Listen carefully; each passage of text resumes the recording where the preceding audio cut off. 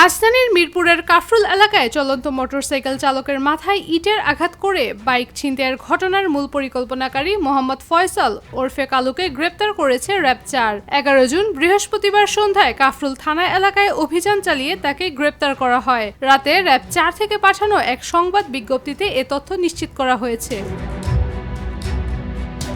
RAB জানায়, সম্প্রতি চলন্ত মোটরসাইকেল চালকের মাথায় আঘাত করে বাইক ছিনতাইয়ের একটি রোমহর্ষক ভিডিও সামাজিক যোগাযোগ মাধ্যমে ব্যাপকভাবে ছড়িয়ে পড়ে ও ভাইরাল হয়। ঘটনাটি নজরে আসার পরপরই জড়িতদের শনাক্ত ও আইনের আওতায় আনতে ছায়া তদন্ত শুরু করে র্যাব-৪ এর আভিযানিক দল।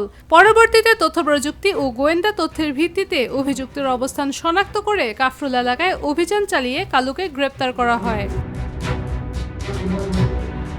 প্রাথমিক জিজ্ঞাসাবাদের বরাত দিয়ে র্যাব আরও জানায়, ব্যবসায়িক বিষয় নিয়ে ভুক্তভোগী মোটরসাইকেল চালক রাফির সঙ্গে অভিযুক্তদের দীর্ঘদিনের বিরোধ ছিল। কয়েকদিন আগেও তাদের মধ্যে কথা কাটাকাটি হয়। ঘটনার দিন রাফি একা বাইক চালিয়ে যাওয়ার সময় কালু, পারভেজ সহ তাদের সহযোগীরা ওই রাস্তায় আড্ডা দিচ্ছিল।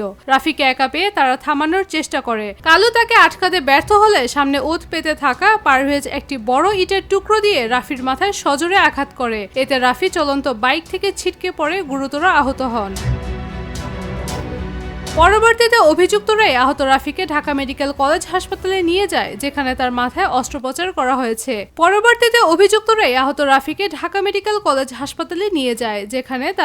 অস্ত্রোপচার করা হয়েছে। গ্রেপ্তারকৃত ফয়সালের বিরুদ্ধে পরবর্তী আইনগত ব্যবস্থা গ্রহণের প্রক্রিয়া চলছে।